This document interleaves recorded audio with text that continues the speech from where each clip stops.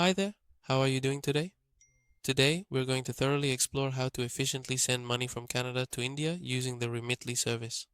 Well, this entire process is actually quite straightforward and simple to follow. So, what we need to do first is create our Remitly account.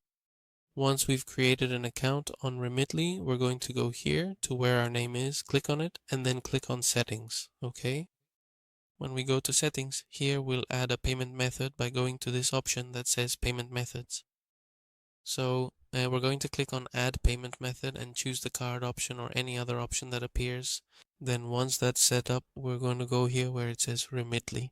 And here we're going to choose the country. In this case, we're going to choose India and click this button once the country is selected. So we will click on Send Money, and right here we can choose the exact amount of money to send, okay? And here we can see how much that person would be receiving.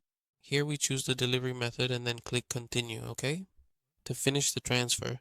Obviously, they're going to ask us for some information, which is pretty easy to get, just personal details. And once that's done, well, once you've entered the information, then you'll be able to send the money. It's really simple. If this video helped you, please comment and subscribe.